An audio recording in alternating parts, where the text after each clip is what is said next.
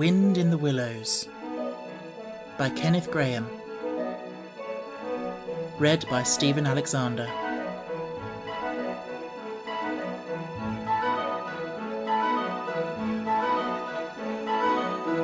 Mr. Toad.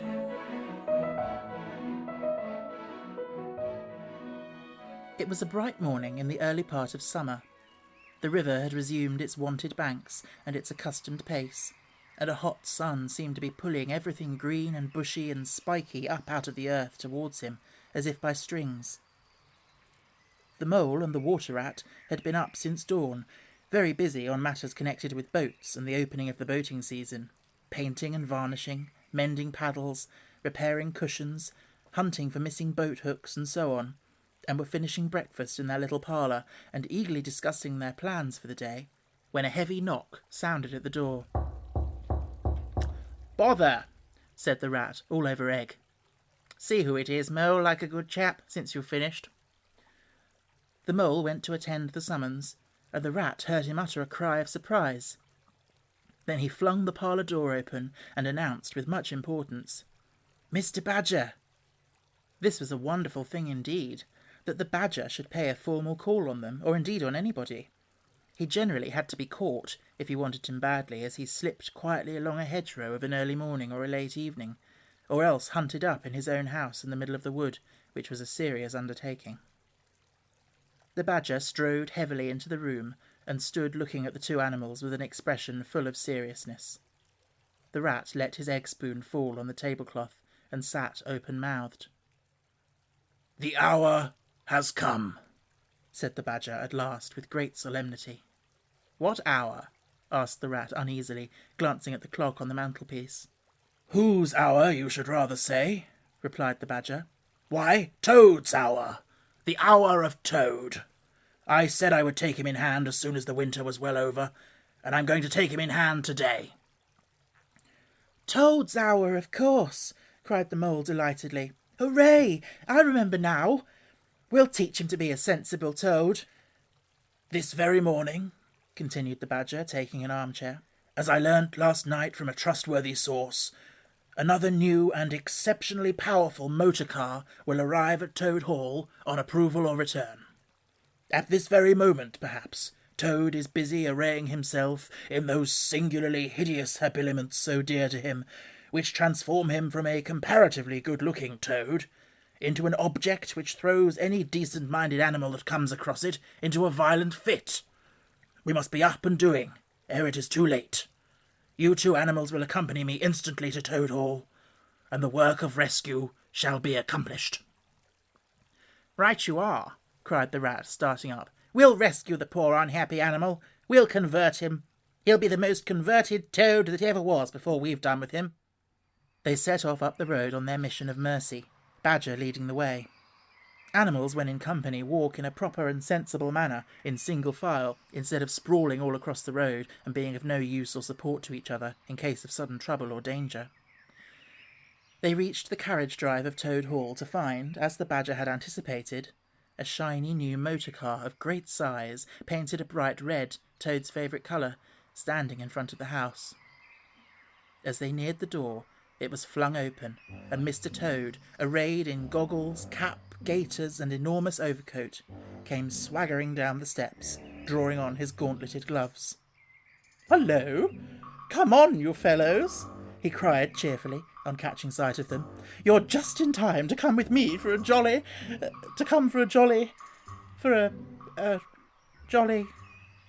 His hearty accents faltered and fell away as he noticed the stern, unbending look on the countenances of his silent friends, and his invitation remained unfinished. The badger strode up the steps. "Take him inside," he said sternly to his companions. Then, as Toad was hustled through the door, struggling and protesting, he turned to the chauffeur in charge of the new motor car. "I'm afraid you won't be wanted today," he said. "Mr. Toad has changed his mind. He will not require the car. Please understand that this is final. You needn't wait." Then he followed the others inside and shut the door. "Now then," he said to the toad, when the four of them stood together in the hall. "First of all, take those ridiculous things off." "Shan't," replied Toad with great spirit. "What is the meaning of this gross outrage? I demand an instant explanation." "Take them off him then, you two," ordered the Badger briefly. They had to lay Toad out on the floor, kicking and calling all sorts of names before they could get to work properly. Then the Rat sat on him, and the Mole got his motor clothes off him bit by bit, and they stood him up on his legs again. A good deal of his blustering spirit seemed to have evaporated with the removal of his fine panoply. Now that he was merely Toad, and no longer the terror of the highway, he giggled feebly and looked from one to the other appealingly, seeming quite to understand the situation. "You knew it must come to this sooner or later, Toad," the Badger explained severely. "You've disregarded all the warnings we've given you.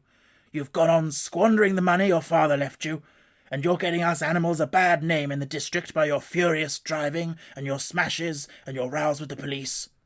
Independence is all very well, but we animals never allow our friends to make fools of themselves beyond a certain limit, and that limit you've reached. Now, you're a good fellow in many respects, and I don't want to be too hard on you. I'll make one more effort to bring you to reason. You will come with me into the smoking room, and there you will hear some facts about yourself, and we'll see whether you come out of that room the same Toad you went in." He took Toad firmly by the arm, led him into the smoking room, and closed the door behind them. "That's no good," said the Rat contemptuously. "Talking to Toad'll never cure him. He'll say anything." They made themselves comfortable in armchairs and waited patiently. Through the closed door they could just hear the long, continuous drone of the Badger's voice, rising and falling in waves of oratory, and presently they noticed that the sermon began to be punctuated at intervals by long-drawn sobs, evidently proceeding from the bosom of Toad, who was a soft-hearted and affectionate fellow, very easily converted, for the time being, to any point of view. After some 3/4 of an hour, the door opened, and the Badger reappeared, solemnly leading by the paw a very limp and dejected Toad.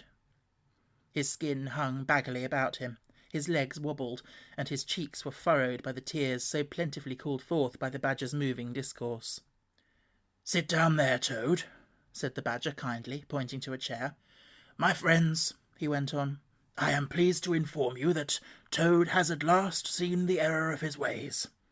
He is truly sorry for his misguided conduct in the past, and he has undertaken to give up motor cars entirely and forever. I have his solemn promise to that effect." "That is very good news," said the Mole gravely. "Very good news indeed," observed the Rat dubiously. If only... He was looking very hard at Toad as he said this, and could not help thinking he perceived something vaguely resembling a twinkle in that animal's still sorrowful eye. "There's only one thing more to be done," continued the gratified Badger. "Toad, I want you solemnly to repeat, before your friends here, what you fully admitted to me in the smoking room just now. First, you are sorry for what you've done, and you see the folly of it all." There was a long, long pause. Toad looked desperately this way and that, while the other animals waited in grave silence. At last he spoke. "No," he said, a little sullenly but stoutly. "I'm not sorry, and it wasn't folly at all. It was simply glorious." "What?" cried the Badger, greatly scandalised. "You backsliding animal! Didn't you tell me just now in there?" "Oh, yes, in there," said Toad impatiently. "I'd have said anything in there. You're so eloquent, dear Badger, and so moving, and so convincing, and put all your points so frightfully well.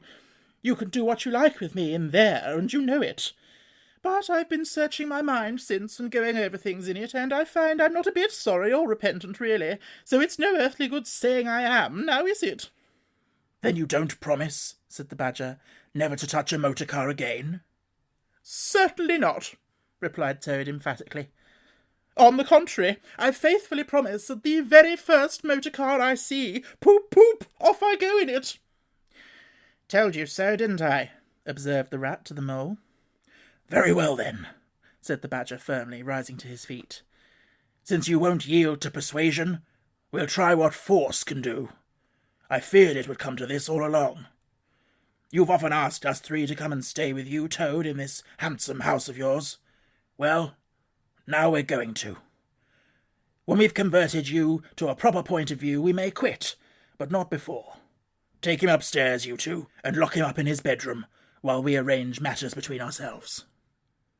"It's for your own good, Toady, you know," said the rat kindly, as Toad, kicking and struggling, was hauled up the stairs by his two faithful friends. "Think what fun we shall all have together, just as we used to, when you've quite got over this painful attack of yours." "We'll take great care of everything for you till you're well, Toad," said the mole, "and we'll see your money isn't wasted, as it has been. No more of those regrettable incidents with the police, Toad," said the rat as they thrust him into his bedroom. "And no more weeks in hospital, being ordered about by nurses, Toad," added the mole, turning the key on him. They descended the stair, Toad shouting abuse at them through the keyhole, and the three friends then met in conference on the situation. "It's going to be a tedious business," said the badger, sighing. "I've never seen Toad so determined. However, we will see it out. He must never be left an instant unguarded. We shall have to take it in turns to be with him, till the poison has worked itself out of his system." They arranged watches accordingly. Each animal took it in turns to sleep in Toad's room at night, and they divided the day up between them. At first, Toad was undoubtedly very trying to his careful guardians. When his violent paroxysms possessed him, he would arrange bedroom chairs in rude resemblance of a motor car, and would crouch on the foremost of them, bent forward and staring fixedly ahead, making uncouth and ghastly noises, till the climax was reached, when, turning a complete somersault, he would lie prostrate amidst the ruins of the chairs, apparently completely satisfied for the moment. As time passed, however, these painful seizures grew gradually less frequent, and his friends strove to divert his mind into fresh channels. But his interests in other matters did not seem to revive, and he grew apparently languid and depressed. One fine morning the rat, whose turn it was to go on duty, went upstairs to relieve Badger, whom he found fidgeting to be off and stretch his legs in a long ramble round his wood and down his earths and burrows. "Toad's still in bed," he told the rat outside the door. "Can't get much out of him, except, 'Oh, leave him alone, he wants nothing. Perhaps he'll be better presently. It may pass off in time. Don't be unduly anxious,' and so on. Now you look out, Rat. When Toad's quiet and submissive, and playing at being the hero of a Sunday school prize, then he's at his artfullest. There's sure to be something up. I know him. Well, now I must be off." "How are you today, old chap?" inquired the rat cheerfully as he approached Toad's bedside. He had to wait some minutes for an answer. At last a feeble voice replied, "Thank you so much, dear Ratty. So good of you to inquire. But first, tell me how you are yourself, and the excellent Mole." "Oh, we're all right," replied the rat. "Mole," he added incautiously, "is going out for a run round with Badger. They'll be out till luncheon time, so you and I will spend a pleasant morning together, and I'll do my best to amuse you. Now jump up, there's a good fellow, and don't lie moping there on a fine morning like this." "Dear, kind rat," murmured Toad, "how little you realise my condition, and how very far I am from jumping up now, if ever. But do not trouble about me. I hate being a burden to my friends, and I do not expect to be one much longer. Indeed, I almost hope not." "Well, I hope not too," said the rat heartily. "You've been a fine bother to us all this time, and I'm glad to hear it's going to stop. And in weather like this, and the boating season just beginning, it's too bad of you, Toad. It isn't the trouble we mind, but you're making us miss such an awful lot." "I'm afraid it is the trouble you mind, though," replied the Toad languidly. "I can quite understand it. It's natural enough. You're tired of bothering about me. I mustn't ask you to do anything further. I'm a nuisance, I know." "You are indeed," said the rat. "But I tell you I'd take any trouble on earth for you, if only you'd be a sensible animal." "If I thought that, Ratty," murmured Toad, more feebly than ever, "then I would beg you, For the last time, probably. To step round to the village as quickly as possible. Even now it may be too late. And fetch the doctor. But don't you bother. It's only a trouble, and perhaps we may as well let things take their course. Why? What do you want a doctor for? Inquired the rat, coming closer and examining him. He certainly lay very still and flat, and his voice was weaker and his manner much changed. Surely you have noticed of late, murmured Toad. But no. Why should you? Noticing things is only a trouble. Tomorrow, indeed, you may be saying to yourself, "Oh, if only I had noticed sooner. If only I had done something." But no, it's a trouble. Never mind. Forget that I asked. Look here, old man, said the rat, beginning to get rather alarmed. Of course I'll fetch a doctor to you if you really think you want him. But you can hardly be bad enough for that yet. Let's talk about something else. I fear, dear friend, said Toad with a sad smile, that talk can do little in a case like this, or doctors either for that matter. Still, one must grasp at the slightest straw. And, by the way, while you're about it, I hate to give you additional trouble, but I happen to remember that you will pass the door. Would you mind at the same time asking the lawyer to step up? It would be a convenience to me, and there are moments, perhaps I should say there is a moment, when one must face disagreeable tasks at whatever cost to exhausted nature. A lawyer? Oh, he must be really bad, the affrighted rat said to himself as he hurried from the room, not forgetting, however, to lock the door carefully behind him. Outside he stopped to consider. The other two were far away, and he had no one to consult. It's best to be on the safe side, he said, on reflection. I've known Toad fancy himself frightfully bad before, without the slightest reason, but I've never heard him ask for a lawyer. If there's nothing really the matter, the doctor will tell him he's an old ass and cheer him up, and that will be something gained. I'd better humour him and go. It won't take very long. So he ran off to the village on his errand of mercy. The Toad, who had hopped lightly out of bed as soon as he heard the key turned in the lock, watched him eagerly from the window till he disappeared down the carriage drive. Then, laughing heartily, he dressed as quickly as possible in the smartest suit he could lay hands on at the moment, filled his pockets with cash which he took from a small drawer in the dressing-table, and next, knotting the sheets from his bed together and tying one end of the improvised rope round the central mullion of the handsome Tudor window which formed such a feature of his bedroom, he scrambled out, slid lightly to the ground, and, taking the opposite direction to the rat, marched off light-heartedly, whistling a merry tune. It was a gloomy luncheon for Rat when the Badger and the Mole at length returned, and he had to face them at the table with his pitiful and unconvincing story.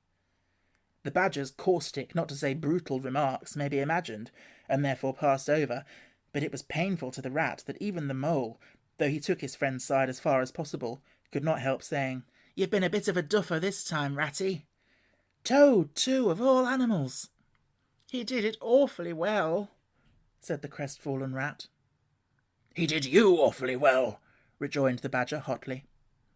"However, talking won't mend matters. He's got clear away for the time, that's certain. And the worst of it is he'll be so conceited with what he'll think is cleverness that he may commit any folly. One comfort is we're free now and needn't waste any more of our precious time doing sentry go. But we'd better continue to sleep at Toad Hall for a while longer. Toad may be brought back at any moment, on a stretcher, or between two policemen." So spoke the Badger, not knowing what the future held in store, or how much water, and of how turbid a character, was to run under bridges before Toad should sit at ease again in his ancestral hall. Meanwhile, Toad, gay and irresponsible, was walking briskly along the high road, some miles from home. At first he had taken bypaths and crossed many fields, and changed his course several times in case of pursuit, but now, Feeling by this time safe from recapture, and the sun smiling brightly on him, and all nature joining in a chorus of approval to the song of self-praise that his own heart was singing to him, he almost danced along the road in his satisfaction and conceit. "Smart piece of work, that," he remarked to himself, chuckling. "Brain against brute force, and brain came out on top, as it's bound to do. Poor old Ratty! My, won't he catch it when the badger gets back? A worthy fellow, Ratty, with many good qualities, but very little intelligence and absolutely no education. I must take him in hand some day and see if I can make something of him." Filled full of conceited thoughts such as these, he strode along, his head in the air, till he reached a little town where the sign of the Red Lion, swinging across the road halfway down the main street, reminded him that he had not breakfasted that day and that he was exceedingly hungry after his long walk. He marched into the inn, ordered the best luncheon that could be provided at so short a notice, and sat down to eat it in the coffee-room. He was about halfway through his meal when an only too familiar sound, approaching down the street, made him start and fall a-trembling all over. The poop-poop drew nearer and nearer. The car could be heard to turn into the inn-yard and come to a stop, and Toad had to hold on to the leg of the table to conceal his overmastering emotion. Presently the party entered the coffee-room, hungry, talkative, and gay, voluble on their experiences of the morning and the merits of the chariot that had brought them along so well. Toad listened eagerly, all ears for a time. At last he could stand it no longer. He slipped out of the room quietly, paid his bill at the bar, and as soon as he got outside, sauntered round quietly to the inn-yard. "There cannot be any harm," he said to himself, "in my only just looking at it." The car stood in the middle of the yard, quite unattended, the stable helps and other hangers-on being all at their dinner. Toad walked slowly round it, inspecting, criticising, musing deeply. "I wonder," he said to himself presently, "I wonder if this sort of car starts easily." Next moment, hardly knowing how it came about, he found he had hold of the handle and was turning it. As the familiar sound broke forth, the old passion seized on Toad and completely mastered him, body and soul. As if in a dream, he found himself somehow seated at the driver's seat. As if in a dream, he pulled the lever and swung the car round the yard and out through the archway, and, as if in a dream, all sense of right and wrong, all fear of obvious consequences seemed temporarily suspended.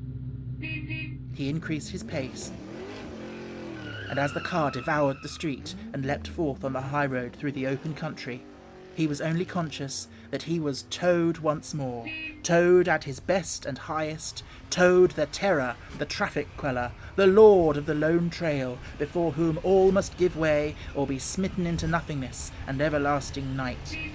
He chanted as he flew, and the car responded with sonorous drone. The miles were eaten up under him as he sped he knew not whither, fulfilling his instincts, living his hour, reckless of what might come to him.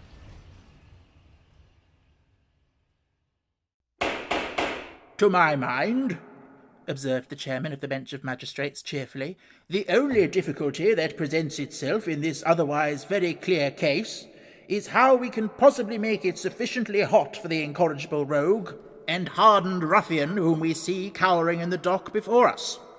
Let me see. He has been found guilty on the clearest evidence, first of stealing a valuable motor car, secondly of driving to the public danger, and thirdly of gross impertinence to the rural police. Mr. Clerk, will you tell us, please, what is the very stiffest penalty we can impose for each of these offences? Without, of course, giving the prisoner the benefit of any doubt, because there isn't any." The clerk scratched his nose with his pen. "Some people would consider," he observed, "that stealing a motor car was the worst offence, and so it is. But cheeking the police undoubtedly carries the severest penalty, and so it ought. Supposing you were to say 12 months for the theft, which is mild, and 3 years for the furious driving, which is lenient, and 15 years for the cheek, which was pretty bad sort of cheek, judging by what we've heard from the witness box, even if you only believe 1/10 part of what you heard, and I never believe more myself. Those figures, if added together correctly, tot up to 19 years. First rate, said the chairman. So you had better make it around 20 years and be on the safe side, concluded the clerk. An excellent suggestion, said the chairman approvingly. Prisoner, pull yourself together and try and stand up straight. It's going to be 20 years for you this time. And mind, if you appear before us again upon any charge whatever, we shall have to deal with you very seriously. Then the brutal minions of the law fell upon the hapless Toad, loaded him with chains, and dragged him from the courthouse, shrieking, praying, protesting. Across the marketplace, where the playful populace, always as severe upon detected crime as they are sympathetic and helpful when one is merely wanted, assailed him with jeers, carrots, and popular catchwords, past hooting schoolchildren, their innocent faces lit up with the pleasure they ever derive from the sight of a gentleman in difficulties, across the hollow-sounding drawbridge, below the spiky portcullis, under the frowning archway of the grim old castle, whose ancient towers soared high overhead. On and on, past the rack-chamber and the thumbscrew room, past the turning that led to the private scaffold, till they reached the door of the grimmest dungeon that lay in the heart of the innermost keep. There at last they paused, where an ancient jailer sat fingering a bunch of mighty keys. Odds bodikins, said the sergeant of police, taking off his helmet and wiping his forehead. Rouse thee, old loon, and take over from us this vile Toad, a criminal of deepest guilt and matchless artfulness and resource. Watch and ward him with all thy skill, and mark thee well, greybeard, should aught untoward befall, thy old head shall answer for this, and a murrain on both of 'em. The jailer nodded grimly, laying his withered hand on the shoulder of the miserable Toad. The rusty key creaked in the lock. The great door clanged behind them. And Toad was a helpless prisoner in the remotest dungeon of the best guarded keep of the stoutest castle in all the length and breadth of merry England.